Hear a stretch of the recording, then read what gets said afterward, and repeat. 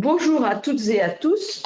Merci de nous rejoindre nombreux encore aujourd'hui pour ce nouveau cycle de webinaires consacré à l'énergie solaire que nous avons décidé de mettre en place tout simplement parce qu'il y a une très forte demande de beaucoup d'entreprises et même plus largement autour de ces sujets. C'est le troisième cycle que nous faisons autour de l'énergie solaire et aujourd'hui c'est le troisième webinaire de ce nouveau cycle qui sera donc consacré à la question de l'autoconsommation collective versus PPA. Comment choisir au mieux? Ce sont donc mes confrères, Pauline Morus et Sylvain Manaka, qui vont traiter ce sujet. Ce sont deux de nos confrères qui font partie de l'équipe que le cabinet Hublot Lepage a dédiée au sujet des énergies renouvelables parce que c'est un sujet effectivement croissant et multifacette. Parce que ce sujet, c'est bien sûr des sujets contractuels, c'est bien sûr des sujets énergétiques, mais c'est aussi des sujets urbanistiques, c'est des sujets organisation des collectivités locales. Ce sont donc des sujets qui méritent d'être traités sous tous les aspects, y compris bien entendu les aspects financiers. Et aujourd'hui, la question de la volatilité des prix sera abordée en début de réunion. Je ne serai pas longue puisque je ne fais qu'une petite présentation, mais simplement pour souligner l'importance qui s'attache au développement des énergies renouvelables et en particulier du solaire. Il faut bien comprendre que si nous voulons atteindre nos objectifs carbone pour 2030, nous n'avons aucun autre moyen que celui de développer massivement l'éolien terrestre et le solaire sous toutes ses formes d'ici 2030. Pourquoi? Tout simplement parce que on table sur une augmentation de la consommation d'électricité qui pour l'instant ne s'est pas produite, mais dont on attend qu'elle se produise du fait des changements d'usage et du fait de la décarbonation. Parce que le nucléaire est constant au mieux, voire en réduction, tout simplement parce que nos réacteurs sont vieillissants et que aujourd'hui, sur une capacité sur le papier de plus de 400 TWh, on en fournit 280, voire 300 pour l'année prochaine au mieux. Donc, la seule manière de ne pas être dépendant du marché européen avec des prix extrêmement élevés, c'est de développer notre autonomie énergétique avec le solaire et l'éolien terrestre. Et donc, l'objet de ces webinaires, c'est précisément d'essayer de donner au plus grand nombre les clés pour pouvoir recourir à ces solutions qui sont des solutions à la fois excellentes sur le plan collectif, si je puis dire, mais qui sont aussi, et mes confrères vont vous le montrer, des solutions extrêmement gagnantes sur un plan individuel, c'est-à-dire tout simplement sur un plan et d'autonomie, parce qu'aujourd'hui, certes, il s'agit d'énergies qui ne sont pas permanentes, mais les petites batteries qui peuvent être installées à côté des centrales permettent une certaine autonomie supplémentaire et surtout qui permet de garantir des prix et donc de garantir les producteurs contre des hausses de prix qui pourraient être très importantes si d'aventure l'hiver prochain il faisait froid et que nous manquions d'électricité. Voilà, j'ai déjà été trop bavarde et je laisse donc la parole à mes confrères. Sylvain Manaka, c'est vous qui commencez. Exactement. Vous avez la parole. Merci beaucoup madame. Oui, donc après ces propos introductifs, une simple mise en contexte sur ce sujet. Madame Lepage a parlé de la volatilité des prix du marché. On peut réitérer ce constat d'une grande volatilité qui est due, évidemment, on peut sortir le contexte de la crise en Ukraine, la hausse des prix du gaz et de l'électricité en conséquence. Néanmoins, tous les experts nous le disent bien, et Madame Lepage l'a également répété, cette volatilité et cette augmentation des prix, elle est faite pour durer. Elle est faite pour durer. Donc, elle s'inscrit réellement dans le long terme. Face à cette volatilité, tant les producteurs que les consommateurs vont venir chercher une stabilité. Une stabilité, s'ils ne la trouvent pas sur le marché boursier de l'électricité, ils vont la trouver en dehors de ce marché. Et c'est exactement le sujet dont on va vous parler aujourd'hui, puisqu'aujourd'hui, on va s'attarder sur deux modèles contractuels. Le premier qui est un nouveau modèle tiré du droit anglo-saxon qu'on connaît désormais en droit européen et en droit français, qui est le PPA, le Power Purchase Agreement, et je m'excuse déjà pour mon accent, et le second qui est l'opération d'autoconsommation collective. Alors, en brève introduction, on peut dire que ces deux contrats, ils s'appliquent également au gaz, en tout cas pas uniquement à l'électricité. Nous, on va se concentrer sur la matière électricité.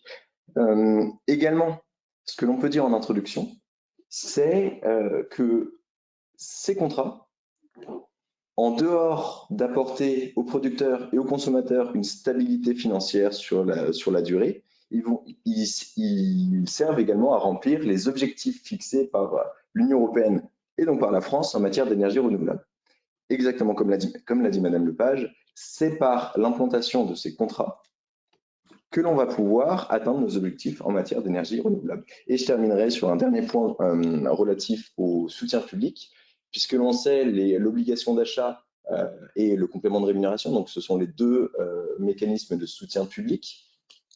Ils existent depuis un certain nombre d'années. Ce sont des contrats qui ont été prévus pour ne pas pouvoir être renouvelés, bien qu'ils aient été des contrats donc, de long terme également, souvent une durée de 20 ans. Pour certains, notamment le contrat d'achat, ils arrivent à leur fin. Et en l'absence de possibilité de renouvellement, les producteurs vont donc être amenés à chercher d'autres modalités, d'autres modèles financiers, d'autres modèles économiques. Et là encore, ils vont pouvoir se tourner soit vers le PPA, soit vers l'ACC. Après cette courte introduction, donc, par rapport au sommaire, rapidement, donc on verra le cadre légal, les caractéristiques propres au PPA, propres à l'ACC. Ma consoeur Pauline Maurus vous parlera des aspects financiers et de la commande publique et on terminera par certains exemples opérationnels.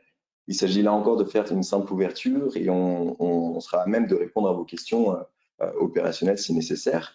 Simplement, par rapport à la structure de ce webinaire et à la présentation, comme vous le voyez ici dans le sommaire, les termes PPA et les termes ACC n'apparaissent pas. On a souhaité, pour chacun de ces points qui vous sont ici présentés, faire un point PPA et ensuite un point ACC. Donc une comparaison tout au long de notre webinaire et une comparaison qu'on a aussi concrétisée par des couleurs différentes. Donc vous pouvez voir le vert pour le PPA et le violet ou alors le bleu pour certains pour l'autoconsommation collective. Ça permettra peut-être de vous y retrouver. Donc sans plus tarder, s'agissant du Power Purchase Agreement, il s'agit d'un modèle classique modèle classique de contrat de gré à gré. Donc, on est d'un producteur vers un consommateur. On peut avoir des PPA plus sophistiqués, plus complexes, avec plusieurs producteurs ou alors plusieurs consommateurs. Mais le cas classique, c'est une relation contractuelle bilatérale. Dans ce cas classique, on va avoir soit un consommateur, soit un producteur qui va en être à l'initiative. Souvent en pratique, en tout cas, ce qui s'est fait jusqu'à présent, c'est un gros consommateur, un consommateur intensif qui va chercher à obtenir au moins une partie de son électricité en dehors des prix volatiles et donc en dehors du marché, et il va, pour ce faire, chercher à conclure un PPA. Par rapport au champ d'application, j'en ai déjà un peu parlé. Le PPA s'applique tant à l'électricité qu'à l'électricité renouvelable, au biogaz, gaz renouvelable et gaz bas carbone. On peut quand même noter le fait que le PPA, c'est un contrat qui existe depuis plusieurs années. Simplement, on en parle et il y a vraiment un renouveau du PPA aujourd'hui vis-à-vis de l'électricité de source renouvelable. Pour également un court état des lieux sur le PPA, donc en Europe, une étude qui est disponible en tout cas sur le site de la Creux nous fait état de 40 gigawatts produits dans 11 pays européens. On peut voir sur ce graphique que la France est à la traîne par rapport notamment aux 13 gigawatts espagnols. Ça s'explique par diverses raisons et notamment les soutiens en contrat d'achat qu'on a, les mécanismes de soutien qu'on a en France, notamment. Voilà pour le PPA.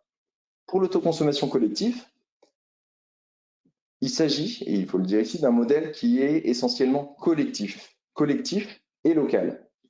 Dans ce modèle, bien que l'on puisse avoir un seul producteur et un seul consommateur, on a souvent plusieurs producteurs ou alors un producteur et plusieurs consommateurs qui ont la caractéristique d'être proches géographiquement et qui vont se réunir au sein d'une même entité morale pour partager l'électricité renouvelable. C'est en ce sens que l'on parle d'un modèle collectif, à l'inverse du modèle de gré à gré que l'on peut trouver au PPA. Pour le champ d'application, il est similaire. Pauline Morus vous le précisera s'agissant des collectivités publiques, territoriales, excusez-moi. Il est similaire, donc je ne m'y attarderai pas plus. Sur les chiffres de l'ACC, on est toujours sur une constante hausse depuis la création du cadre de l'autoconsommation et notamment de l'autoconsommation collective. Un simple chiffre, on a dépassé le gigawatt au dernier trimestre de l'année 2022. S'agissant du cadre légal, tant du PPA que de l'ACC, en commençant par le PPA, une définition légale, il en existait une au sein de la directive 2018-2001, donc la directive RED 2. Je vous l'ai mise ici. C'est donc un contrat par lequel une personne physique ou une personne morale accepte d'acheter directement, et c'est le mot directement qui est important, à un producteur d'électricité, de l'électricité produite à partir de sources renouvelables. La loi ENR, donc la loi du 10 mars 2023, dont on a également fait un, voire plusieurs webinaires à ce sujet. Il y en a un également cet après-midi sur ce point, avec le moniteur. Donc cette loi ENR, elle a introduit une mention du PPA au sein du Code de l'énergie. Une mention traduite en droit français, qui est désormais faite, un PPA est donc un contrat de vente directe d'électricité à des consommateurs finaux.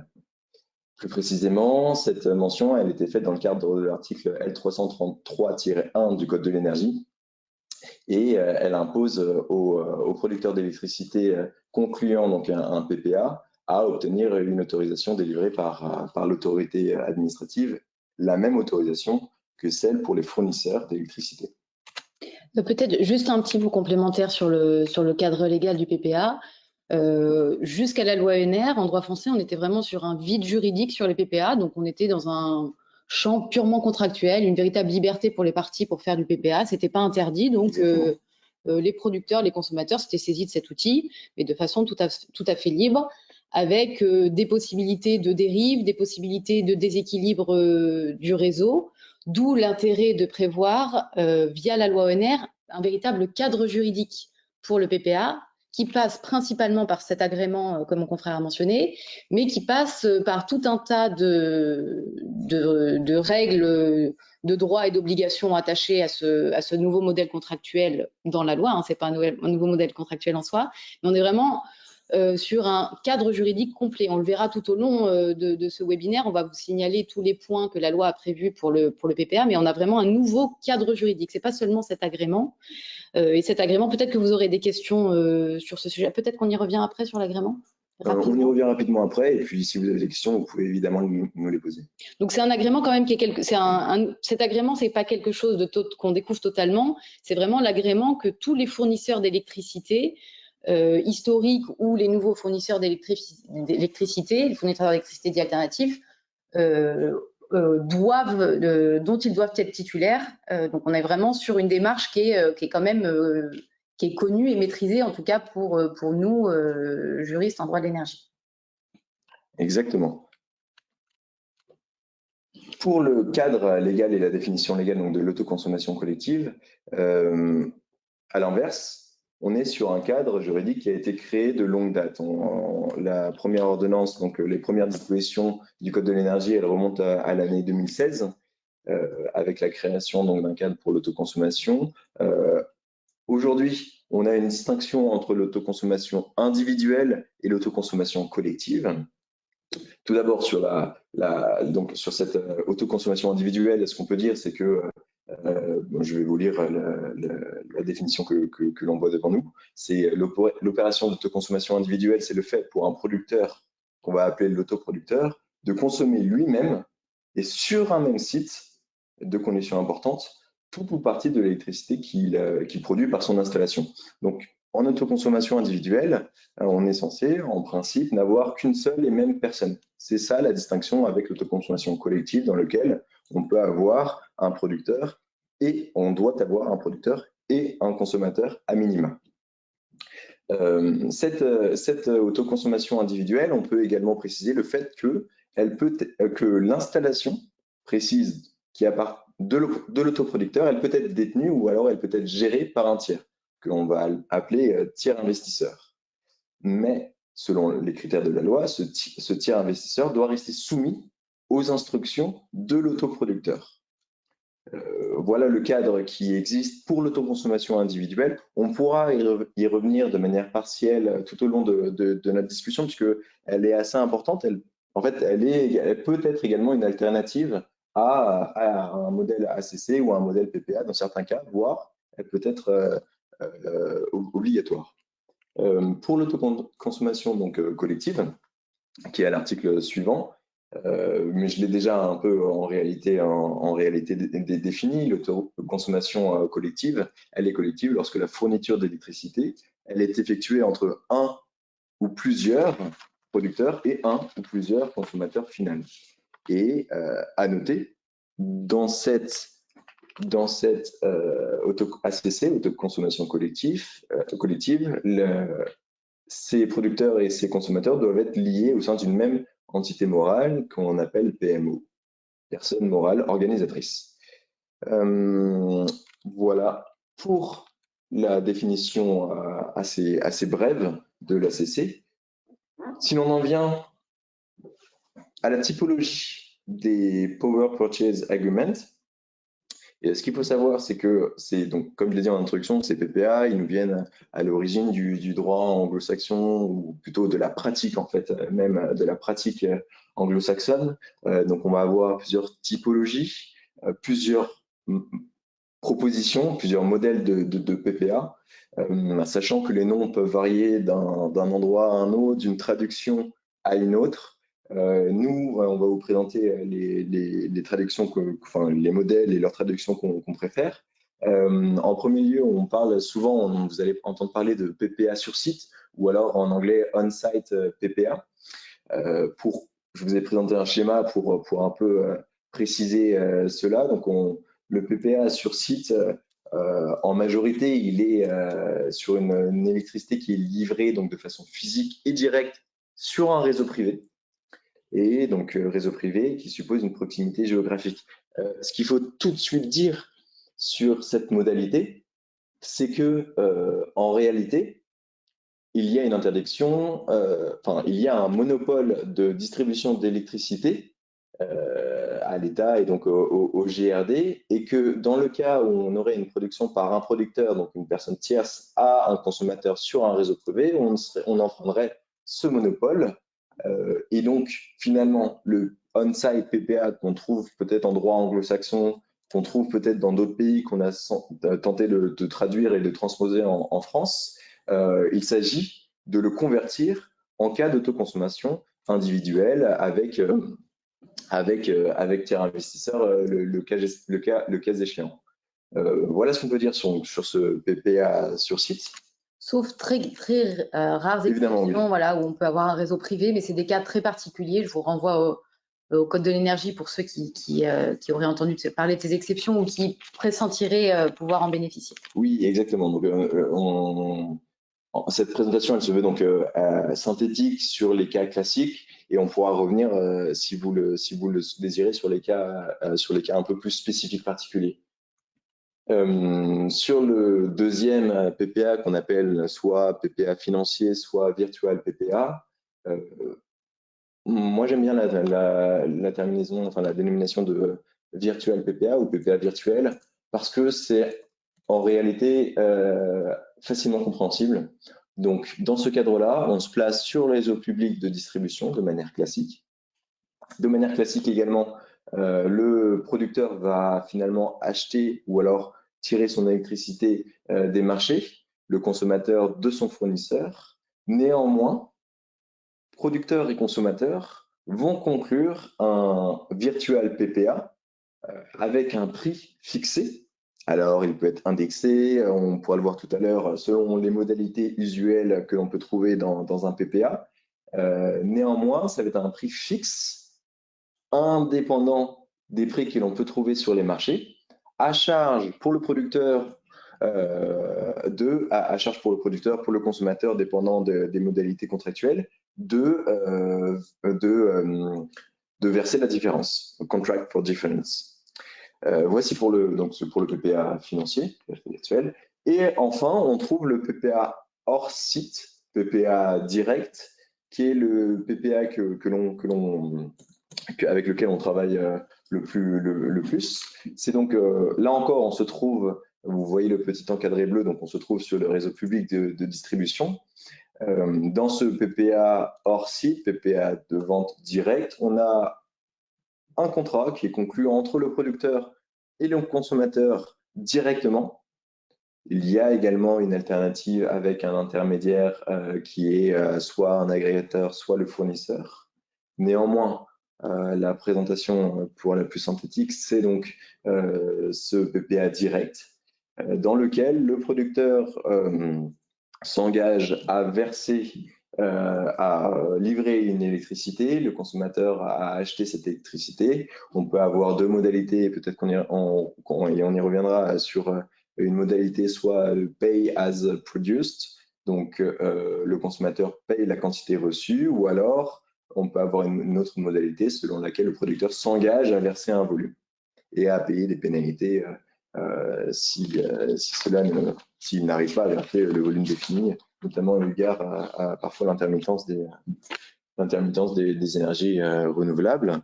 Voilà donc pour la typologie des PPA, typologie présentée par trois petits schémas. S'agissant de l'autoconsommation collective, là encore, nous les avons catégorisés donc en différentes typologies qui permettent un peu de clarifier les choses. On a, dans un premier temps, l'opération d'ACC sur un même bâtiment. C'est l'opération classique de l'article L315-2 qui nous dit donc qu'une opération d'ACC peut être réalisée entre un producteur et un ou plusieurs consommateurs, liés entre donc au sein d'une PMO et dont les points de soutirage et d'injection sont situés dans le même bâtiment, y compris s'il s'agit d'immeubles résidentiels. Donc là, on va avoir évidemment des immeubles résidentiels, mais on peut également penser à un centre commercial avec différents fonds de commerce qui voudraient pouvoir profiter de cette électricité.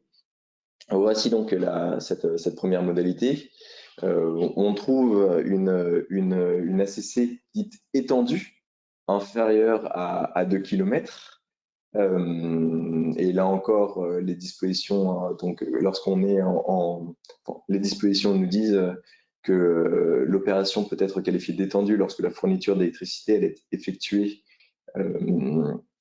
entre plusieurs personnes dont les points de soutirage cette fois sont situés sur le réseau basse tension et qui respectent des critères qui ont été fixés par arrêté, le critère étant celui de 2 km. Et enfin, une dernière possibilité qui est l'opération d'autoconsommation collective étendue inférieure à 20 km à titre dérogatoire. À titre dérogatoire, sur demande motivée de la PMO, et donc du coup dans la limite de ces 20 km. Donc, ce que l'on peut voir dès à présent, même si on y reviendra ensuite, c'est que à la différence des PPA, l'opération d'autoconsommation, elle doit être locale, même si on peut se demander si on est sur du local à 20 km, on reste sur du local par rapport à un PPA dans lequel on est hors site et on peut avoir des distances bien plus élevées.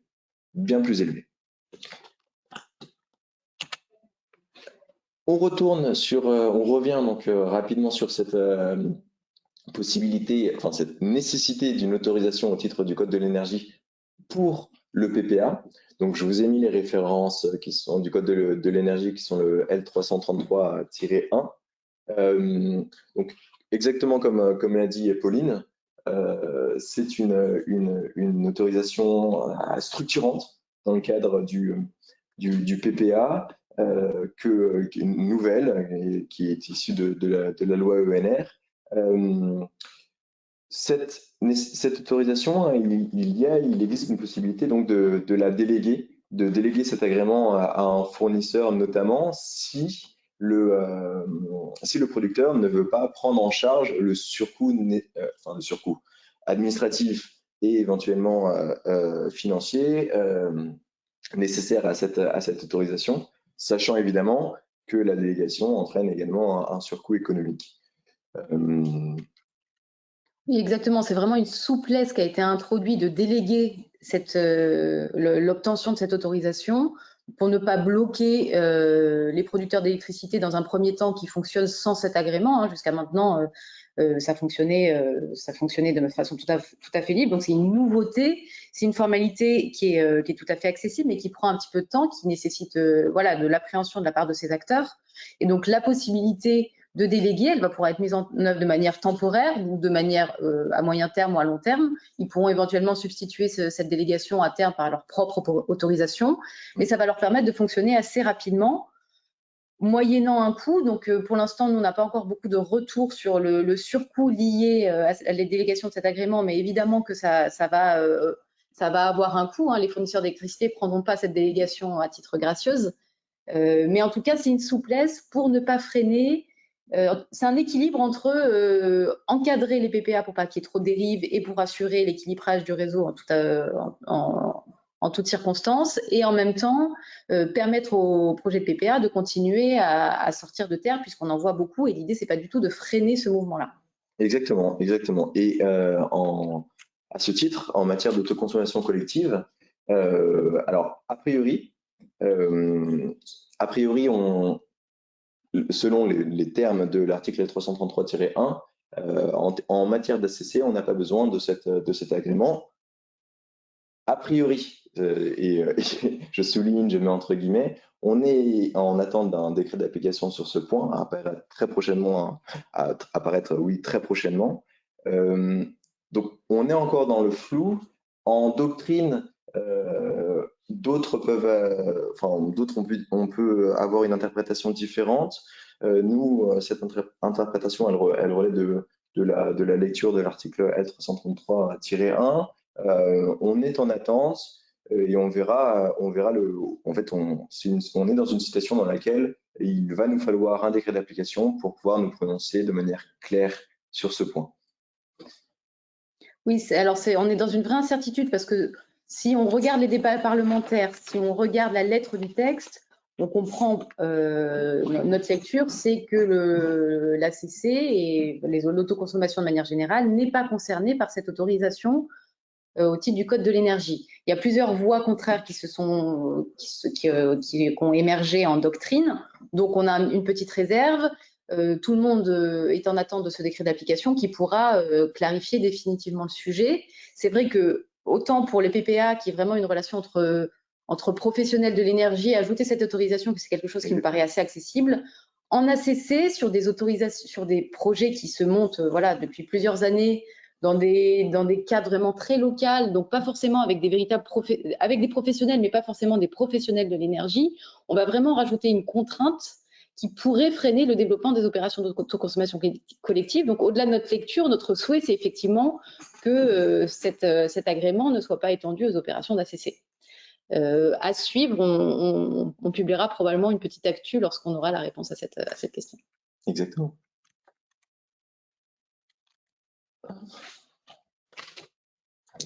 Passe aux caractéristiques. Oui, exactement. Oui. Sur les caractéristiques propres en fait, à chacun de ces modèles de contrat, vous allez voir là, on va donc défiler une liste, un peu une liste à l'après-vert, mais on a trouvé que c'était assez important et assez intéressant en fait de le faire de cette manière-là. Ça permettait de bien voir toutes les différences qu'il y avait entre ces deux modèles de contrat qui parfois peuvent être confondus.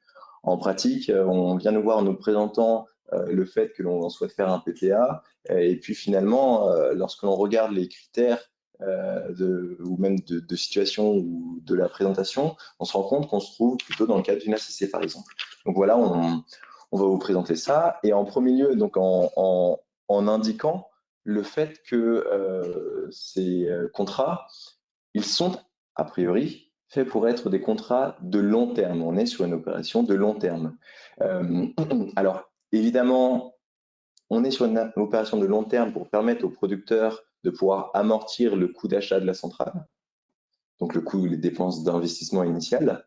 Et donc, en conséquence, on a une variable d'ajustement sur la durée de ce contrat selon l'amortissement déjà réalisé ou non de la centrale. Puisque, évidemment, si le coût de la centrale a déjà été amorti, dans ce cas-là, le PPA peut être sur une durée bien plus réduite. On peut parler de 3, 4, 5 ans. Sur ce point aussi, sur ces contrats de long terme, la durée du contrat, notamment lorsqu'on est en PPA, et donc on a en tant que consommateur souvent un consommateur industriel, une entreprise, un consommateur peut-être intensif, qui reste donc une entreprise et qui pourrait avoir des difficultés financières et ne plus pouvoir être à même de payer l'électricité produite. Et c'était une différence qu'on trouvait par rapport au contrat d'achat, qui lui est un contrat d'achat garanti, versé et rémunéré par l'État sur une durée assez similaire, et pour lequel on ne trouvait pas ces difficultés. Donc, en PPA, il pouvait y avoir une difficulté supplémentaire au regard du financement initial de ce contrat. Sur ce point, le gouvernement, en 2022, a souhaité mettre en place un fonds de garantie des contrats de vente directe, donc des contrats PPA, lorsqu'ils sont adossés à des installations renouvelables uniquement. Peut-être que cela pourra être une solution, cela reste à voir en pratique selon les différentes modalités. Je sais pas si tu... On va essayer malheureusement d'aller un petit peu plus vite parce que le temps tourne. En effet. Pour vous signaler que vous aurez accès à ce support, donc vous pourrez revenir peut-être, même si on passe un peu vite, vous pourrez revenir de manière plus posée sur l'ensemble de ces slides. Sur la qualité de responsable d'équilibre, simplement pour faire une petite aparté sur ce point-là, pour vous présenter un peu, on parle souvent de responsable d'équilibre, pour vous présenter rapidement ce que ça peut être. Il existe évidemment sur le réseau français la nécessité d'assurer l'équilibre entre la production et la consommation d'électricité. Selon le code de l'énergie, chaque producteur d'électricité, même consommateur, est responsable de ces écarts-là. En tant que responsable, il peut soit contractualiser directement avec le gestionnaire de réseau public de transport, donc avec RTE, ou alors déléguer cette tâche, entre guillemets, avec un responsable d'équilibre. Et donc, le responsable d'équilibre, c'est celui qui va avoir pour délégation, donc qui va avoir pour mission d'assurer l'équilibre entre la production et la consommation d'électricité sur un périmètre donné. Bien souvent, le responsable d'équilibre est également fournisseur d'électricité. Ce que l'on peut dire sur ce sujet en matière de PPA, c'est que, eu égard à la nature de l'opération de PPA qui est plus étendue, elle est éventuellement sur plusieurs périmètres d'équilibre, ce qui peut ajouter, on y viendra plus tard, un surcoût financier sur ce point-là. Par rapport à l'autoconsommation collective, je vais être bref parce que ça, en fait, ça se répète également sur ce point. Peut-être une spécificité, excusez-moi, à mentionner, eu égard donc au libre choix du fournisseur sur ce point. Mais on pourra peut-être y revenir rapidement. Oui, peut-être juste une spécificité en termes de durée. Donc, effectivement, en principe, qu'on soit en PPA, en ACC, on est plutôt sur des contrats de long terme, eu égard à la nécessité de visibilité d'investissement, de tout ce dont on a parlé en début de séance. En revanche, la spécificité sur une ACC, c'est le nombre de consommateurs. Et on peut se retrouver avec une nécessité de faire entrer et sortir des consommateurs de manière assez fréquente. Notamment, par exemple, quand on est en habitat collectif, en habitat social. Il y a d'ailleurs des dispositions spécifiques dans le Code de l'énergie dédiées à l'habitat social et dédiées notamment aux entrées et aux sorties des locataires. Donc, c'est vraiment une particularité. Autant sur un PPA, c'est très facile de s'engager sous réserve de capacité financière. Sur le long terme, on peut avoir la nécessité d'interrompre les contrats en cours de route, mais sinon, sur le principe, on a 2 personnes qui peuvent librement s'engager sur une longue durée. En ACC, par principe, on est sur une démarche collective où on va essayer d'embarquer le plus d'usagers dans le périmètre local, donc une gestion plus complexe. Alors, ça ne remet pas en cause l'opération sur le long terme, mais avec des échelonnements, des sorties et des entrées partielles dans l'opération. Et la notion d'équilibrage, peut-être juste pour faire la comparaison, est la même en ACC. Oui. On retrouve les mêmes caractéristiques en équilibrage en ACC ou en PPA, avec la particularité qu'on est à une échelle locale, donc la notion d'équilibrage est plus simple à gérer en ACC. Exactement. Plus le périmètre est étendu, plus les questions d'équilibrage vont se poser en réalité. S'agissant des 2 critères, à la fois géographie et de puissance, on y passe rapidement quand on est oui, la réponse est sans appel. Vous voyez, la slide est d'une simplicité. Aucune limite géographique, aucune limite en termes de puissance. Ni même nationale. Oui, évidemment. Ni même les frontières du territoire français ne sont pas une limite pour le PPA. Au contraire, en matière d'ACC, vous pouvez le voir, on a fait tout un tableau pour vous présenter les distinctions. Donc là encore, vous pourrez le retrouver si vous voulez le voir en replay, ou alors le tableau, on vous l'enverra évidemment. Une distinction entre l'ACC classique, l'ACC étendu 2 km, et l'ACC étendu 20 km sur demande motivée. Donc voilà pour les critères géographiques. Lorsqu'on parle de 2 km, 20 km, on parle entre les points de livraison.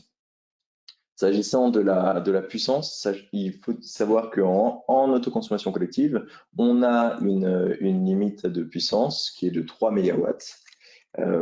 Et également pour le raccordement, on doit être sur un raccordement en basse tension. S'agissant des acteurs, plusieurs acteurs à chaque fois. C'est vrai qu'on est sur des contrats pour lesquels on se retrouve plusieurs acteurs. Peut-être que c'est plus simple parce que plus classique en matière de PPA. En effet, en matière de PPA, donc contrat gré à gré, bien souvent bilatéral, ça va être de manière générale un producteur et un consommateur, peut-être plusieurs, mais un producteur, un consommateur, un responsable d'équilibre. Également, de manière classique, on va retrouver ensuite Enedis ou l'autre GRD pour les questions de raccordement. Mais ça va être des questions propres aux producteurs questions propres aux consommateurs, un fournisseur d'électricité pour le complément de l'électricité consommée en dehors donc du PPA. Pour les relations contractuelles, donc découle en fait de ces différents acteurs différentes relations contractuelles. En premier lieu, évidemment, le contrat PPA, donc PPA hors site, PPA vente directe. Ce qu'on peut dire sur ce point, que l'on précisera peut-être ensuite, mais ce que l'on peut dire sur ce point, c'est une liberté contractuelle qui est très importante. D'une part, sur la durée du contrat, on en a déjà parlé, on n'y revient pas. Sur l'engagement de l'acheteur également, les modalités d'engagement, d'achat d'électricité, voire de ses attributs. Sur la quantité d'électricité à livrer, on a parlé des clauses pay as produced ou alors des engagements de volume. Sur la désignation d'un responsable d'équilibre qui va bien souvent être désigné par le consommateur, puisqu'il pourra s'agir ensuite du même responsable d'équilibre fournisseur, responsable d'équilibre / fournisseur du complément pour le consommateur. Évidemment, dans ce type de contrat, on va retrouver des clauses spécifiques eu égard à la résiliation et à anticiper aux pénalités en cas de non-respect du contrat. Dans un second temps, vis-à-vis du responsable d'équilibre, de manière usuelle, très classique, on retrouve un accord de rattachement au périmètre d'équilibre, donc un ARP. On retrouve un contrat de fourniture d'électricité pour le complément et on retrouve également l'ensemble des contrats liés au raccordement. Ça va être donc le CARDES, la convention d'exploitation si nécessaire, également. S'agissant de l'autoconsommation collective, donc là on va encore reprendre acteurs et ensuite les relations contractuelles qui découlent de ces différents acteurs. Comme on l'a dit, un ou plusieurs producteurs, un ou plusieurs consommateurs, Enedis GRD pour le raccordement, mais également pour la convention d'autoconsommation collective. On va y revenir, c'est la convention d'autoconsommation collective entre Enedis et la personne morale organisatrice et la PME. De la même manière, un responsable d'équilibre qui doit toujours être présent et un fournisseur d'électricité pour les consommateurs pour le complément. On vous a fait un petit schéma pour vous présenter les relations contractuelles de l'ACC. On espère qu'il est clair avec différents numéros que l'on va retrouver ensuite. Donc, pour rester rapidement sur ce schéma, on voit ici le carré gris qui représente la PMO. Dans cette PMO, on retrouve le producteur, les consommateurs final. Les flèches bleues qui sont relatives à l'adhésion, la nécessité en fait d'une adhésion à la PMO qui est donc une entité morale. En 3, cette convention d'autoconsommation collective entre la PMO et Enedis, c'est pour ça que la flèche est en grise. Et en 4, le contrat de vente d'électricité, le contrat de fourniture d'électricité entre le producteur et les consommateurs finaux au sein de cette PMO. Avec également, même si on n'a pas mentionné de numérotation, le contrat de complément de rémunération par le fournisseur d'électricité, ce que l'on peut voir à droite. Bon, c'est un schéma qui paraît un peu complexe, mais en principe, c'est un mécanisme. L'ACC, c'est pour ça qu'on se permettra de passer un petit peu vite, c'est que c'est quand même quelque chose qui commence à être maîtrisé par les acteurs. La complexité de départ, maintenant, laisse place à des complexités, des nouveautés, un peu d'innovation. On ne rentrera pas dans ces détails, mais le schéma de base commence quand même à être très bien maîtrisé. En fait, ce qui a été complexe au début, c'est lorsqu'on n'avait aucun cadre juridique précis, donc avant la directive RED 2, avant toutes les modalités qui ont déterminé les dispositions du L315-1 et suivant, c'était un peu complexe. Qu'est-ce que la PMO ou autre? Maintenant que ça s'est déterminé, et on va le voir, c'est des modèles que l'on peut reproduire. Et ça me fait une très bonne transition, puisque pour la PMO, quel est son rôle? Donc, on l'a déjà un peu vu, donc je vais aller rapidement. Elle rassemble les producteurs et les consommateurs et elle permet de coordonner l'opération d'ACC avec Enedis, avec le gestionnaire de réseau. Quels en sont les membres? À minima, producteurs, consommateurs. On ne sait pas si d'autres membres peuvent être adhérents à cette personne morale. Les textes ne nous le disent pas précisément. S'agissant de la forme de la PMO, et c'est là encore une raison pour laquelle c'est assez simple, plusieurs formes sociales peuvent être envisagées en fonction de ce que souhaitent les participants. On peut être, voici les trois formes sociales classiques que l'on retrouve, avec en premier lieu l'association de la loi du 1er juillet 1901. On peut retrouver également, on peut retrouver également une SAS ou bien encore une SCIC selon en fait vraiment le modèle. On peut même presque parler de philosophie contractuelle et de finalité contractuelle derrière cette relation. On retrouve très souvent l'association qui est assez simple à mettre en place et assez simple à mettre en place en deuxième lieu également pour adhérer à cette association. On est sur des modalités pratiques qui sont pas complexes, qui sont reproductibles et donc très facilement reproductibles. Et en troisième lieu, la conclusion d'une convention d'autoconsommation entre la PMO et Enedis, plus, et on l'a mis entre parenthèses, les contrats liés au raccordement. Ce que l'on peut dire là-dedans, c'est que cette convention d'autoconsommation, Enedis ou les autres GRD en fournissent un modèle. Il peut y avoir éventuellement certaines négociations, mais on est également là encore sur quelque chose d'assez classique. Oui, on est sur un contrat type, contrat d'adhésion. Exactement, et contrat d'adhésion une fois qu'on a compris à quoi elle servait, et c'est les points suivants, donc à définir le périmètre, et surtout à définir le coefficient de répartition de la production autoconsommée entre chaque consommateur. Voilà l'objet principal de la convention d'autoconsommation entre PMO et Enedis. Donc là encore, quelque chose qui peut être fait assez classiquement. Et enfin, en dernier lieu, on va avoir le contrat de vente, contrat entre le producteur et le consommateur et les consommateurs. Dans ce contrat, va être prévu une durée, cette répartition, certaines obligations, et notamment et également un prix et des modalités de fourniture. Pauline y reviendra plus précisément, donc je me permets d'aller un peu plus rapidement sur cette relation contractuelle. Et voici, on en arrive avec un tableau récapitulatif de ces divers critères, d'une part pour le PPA, d'autre pour l'ACC.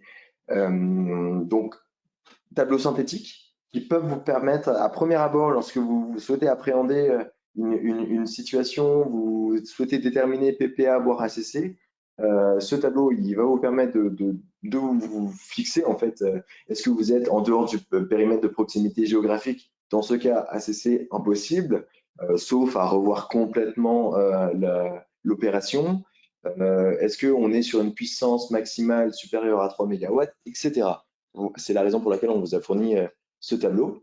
Et je vais laisser la parole à Pauline pour les aspects financiers.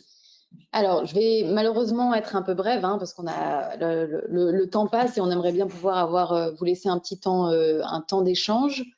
Donc, sur la structure tarifaire, pour commencer, ce qui est important de retenir, c'est que dans les principes, qu'on soit en ACC, qu'on soit en PPA, les principes sont les mêmes. On est sur une liberté contractuelle.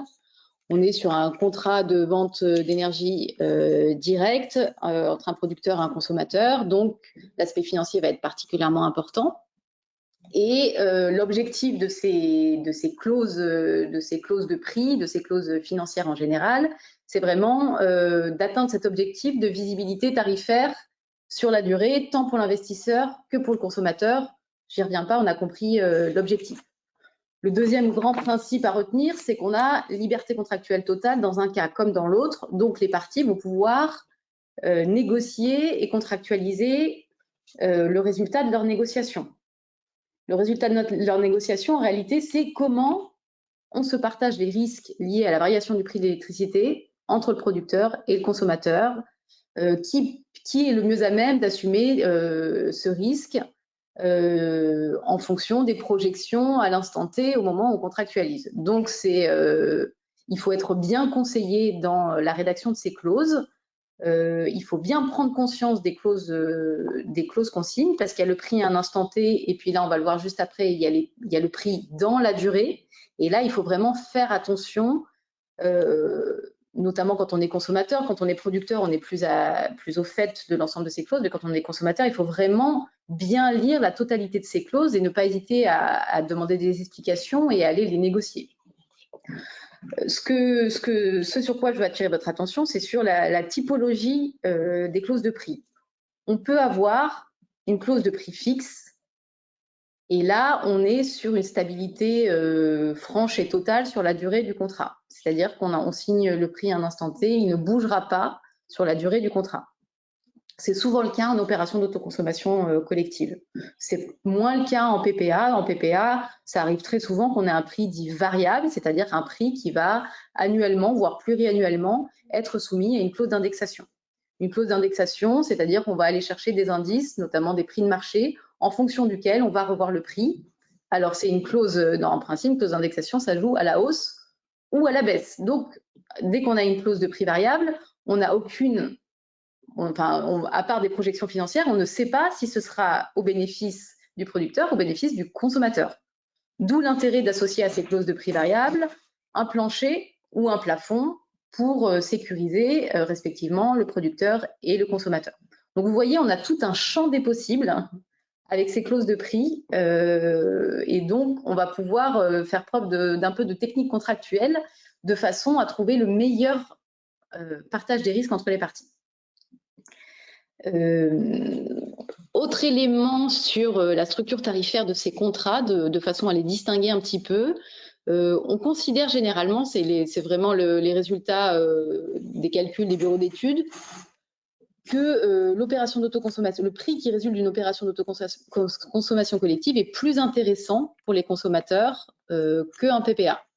Pourquoi? Pour plusieurs raisons. Hein. D'abord parce qu'on a un surcoût lié à l'équilibrage, hein, parce que l'équilibrage et l'interaction avec le réseau, ça se rémunère. Donc, à partir du moment où on est sur une pluralité de périmètres d'équilibre, sur des distances plus longues, nécessairement, structurellement, on va avoir un surcoût lié à l'équilibrage dans une opération de PPA. On va avoir également un surcoût lié au nouvel agrément dont on a bien parlé tout à l'heure. On ne connaît pas encore exactement, en tout cas nous, on n'a pas encore bien appréhendé ce surcoût, mais c'est certain qu'il y aura un surcoût.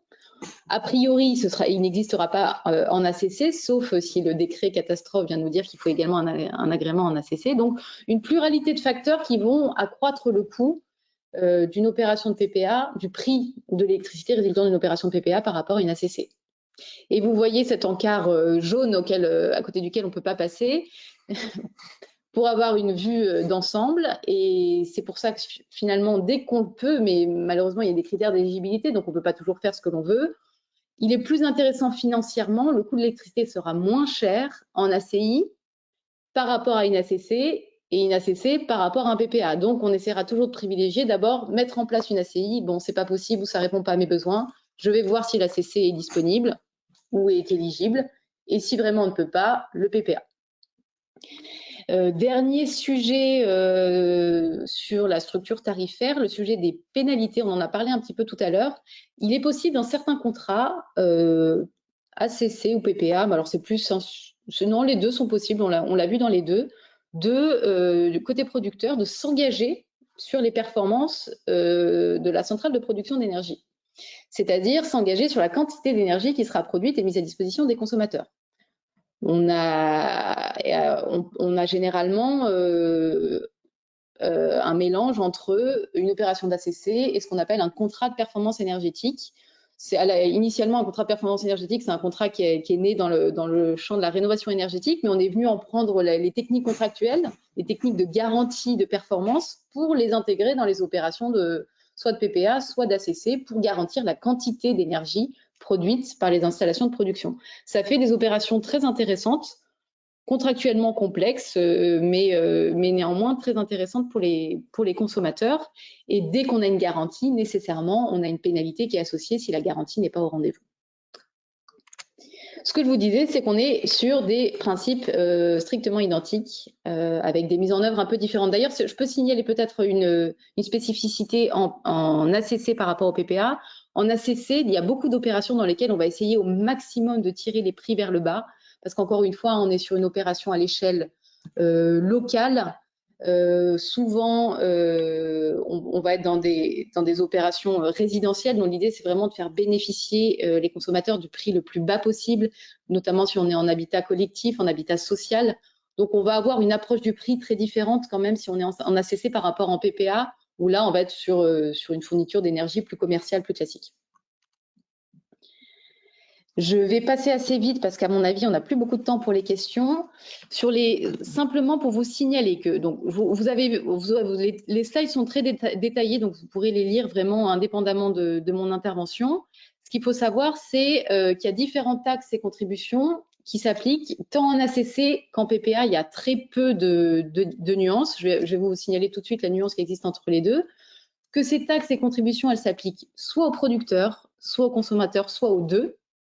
En principe, si vous lisez attentivement ce support à l'issue de cette intervention, vous pourrez retrouver ce détail-là.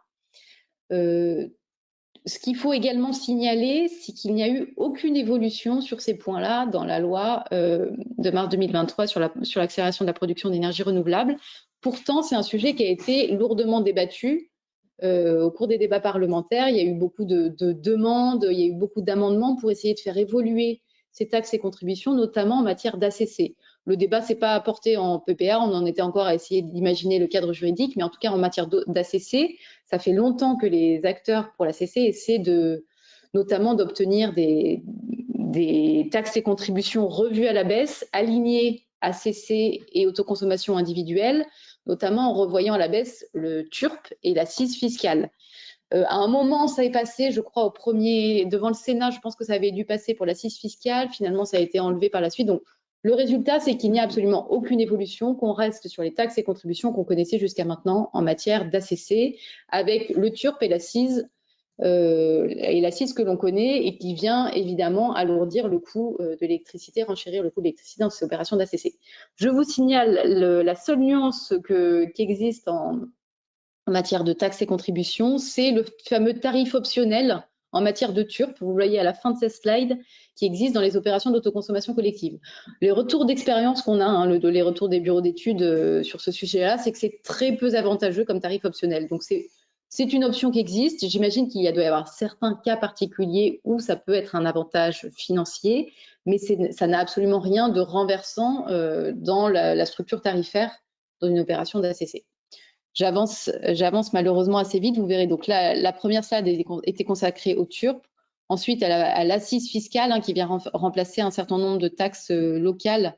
Donc, c'est normal si des sigles que vous connaissiez antérieurement ont disparu. Maintenant, pour toutes les taxes fiscales, on parle d'assises. Troisième stade consacré à la CTA et enfin à l'IFER. Je vous laisserai lire ce détail-là. Rien n'a changé et on retrouve exactement la même chose pour le PPA, avec un magnifique schéma pour savoir qui est chargé d'aller chercher ces montants-là, soit auprès du producteur, soit auprès des consommateurs. Donc, vous voyez la complexité de ces flux financiers qui se cumulent avec des flux contractuels. Il faut prendre le temps de le regarder à tête reposée. Voilà pour le sujet des taxes et contributions. Dernier sujet qu'on voulait aborder avec vous sur les aspects financiers. Encore une fois, malheureusement, on passe assez vite. Vous savez que les principaux mécanismes de soutien en opération d'autoconsommation collective, c'est soit l'obligation d'achat, soit le complément de rémunération. Selon les critères et selon la typologie d'énergie renouvelable, on y aura accès via un guichet ouvert, c'est-à-dire que dès qu'on remplit les critères, on peut en bénéficier, soit via une procédure de mise en concurrence. Et c'est-à-dire que seuls ne peuvent bénéficier de ces soutiens les installations qui ont été sélectionnées et retenues à l'issue de ces appels d'offres. Ça, encore une fois, c'est des choses qui n'ont pas bougé en matière d'autoconsommation collective. La nouveauté qu'on voulait vous signaler, c'est en matière de PPA. Ce fameux cadre légal qui a été érigé via la loi ENR est venu étendre les dispositifs de soutien public dont bénéficient de manière générale les producteurs d'énergie renouvelable, notamment les producteurs en ACC. On est venu étendre ces soutiens-là en PPA pour tous les dispositifs qui sont éligibles après mise en concurrence. Voilà, avec un alignement du Code de l'énergie, vous pourrez retrouver le 311-12. Je passe très vite.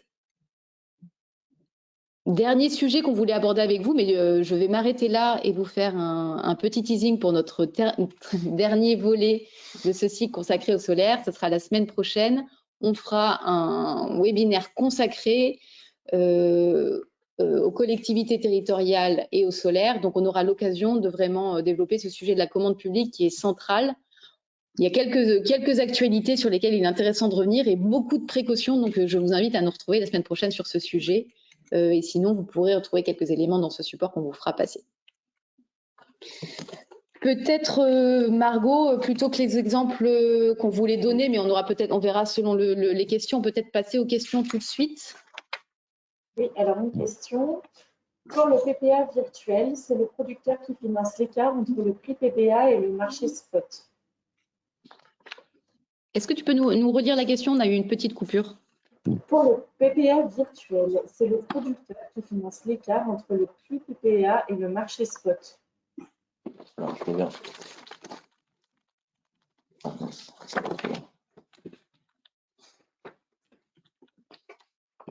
Le temps que je revienne à l'endroit. Excuse-moi, tu m'as dit. Décidément, on n'arrive pas à entendre. Est-ce que c'est le producteur Est-ce que c'est le producteur, pour le PPA virtuel, est-ce que c'est le producteur qui va financer l'écart entre le prix PPA et le marché spot? Ça dépend du contrat qui va être fixé. Je rentrerai pas dans les détails là-dedans parce que nous, on n'a pas fait de PPA virtuel. Sauf si toi, tu as des connaissances supplémentaires à ce sujet. Ça va dépendre dans quel sens est l'écart par rapport au marché spot. S'il est en haut ou s'il est en bas, c'est vraiment le PPA virtuel, c'est un contrat de gestion du risque financier. Donc, il va y avoir un accord contractuel et selon que l'écart est à la hausse ou à la baisse, c'est le producteur ou le consommateur qui assume l'écart.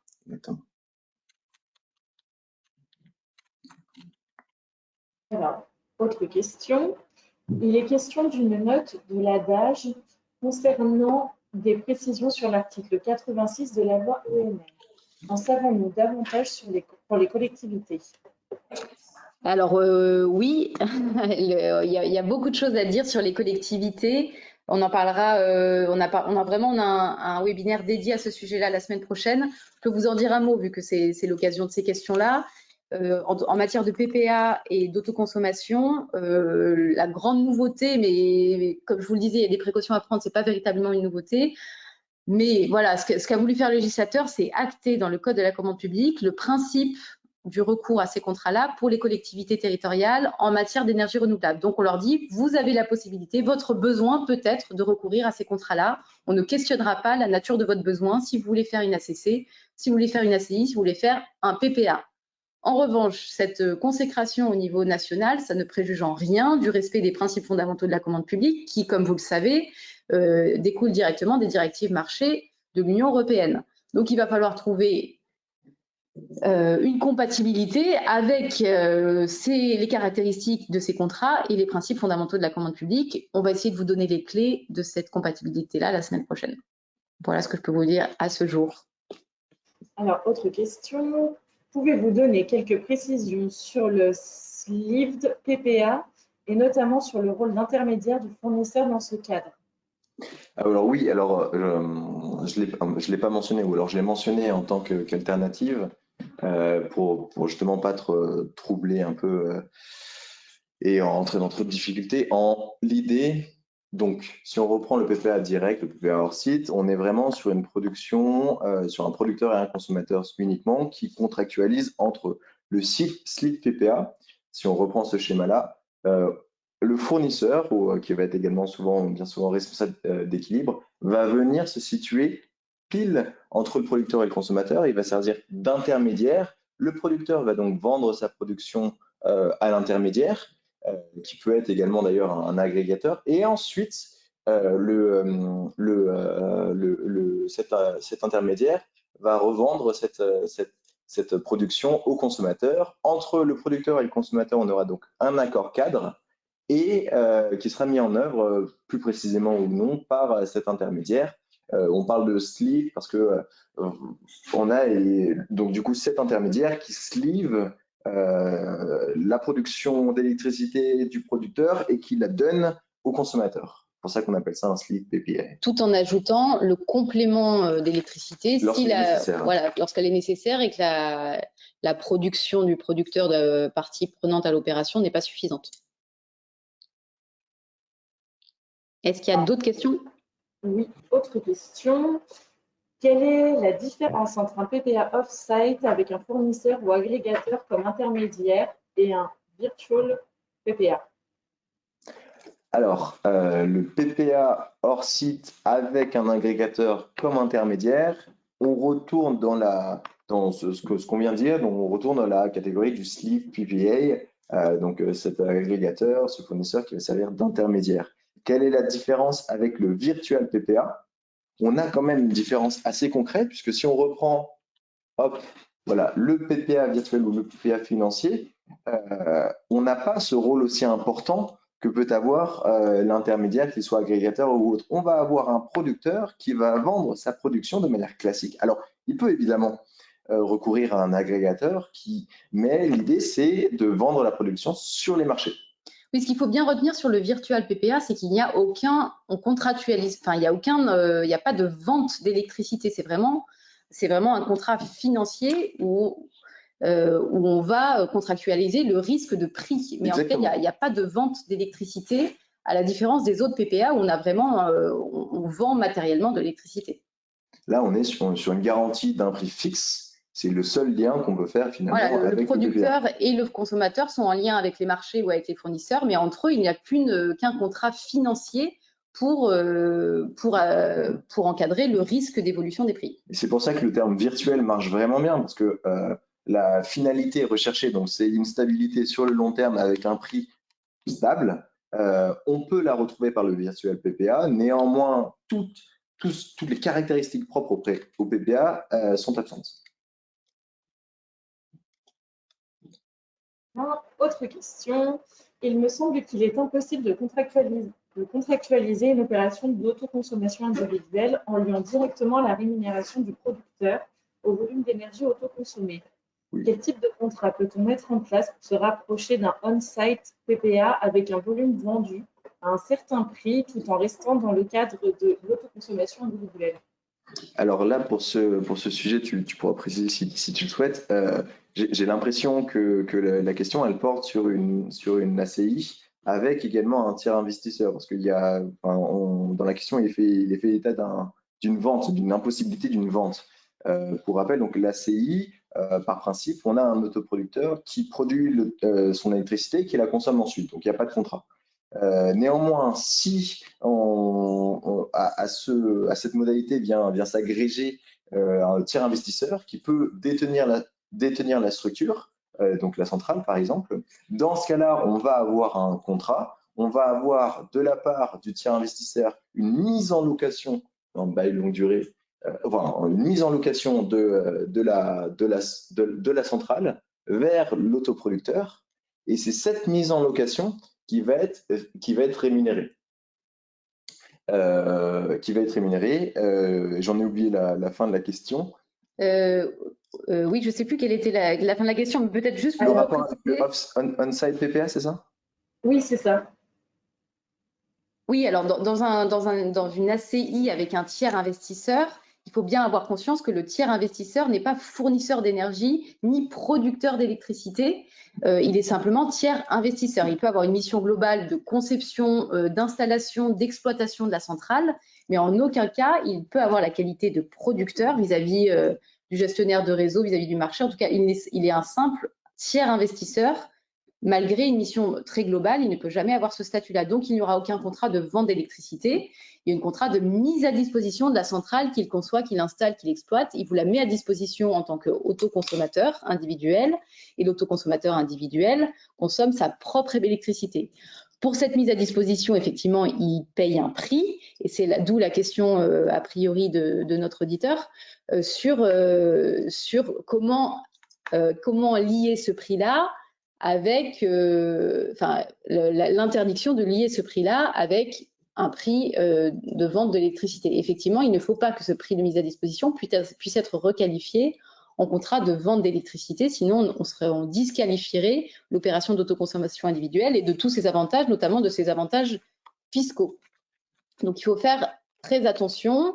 Et malheureusement, on n'a pas le temps de rentrer dans le détail des modalités de rédaction contractuelle, mais il y a une grosse distinction à ce titre-là entre un PPA on-site et une opération d'ACI avec tiers investisseur. Oui, la seule chose qu'on peut encore dire, c'est un gros symbole attention sur ce point, et vous renvoyez notamment au L315-1.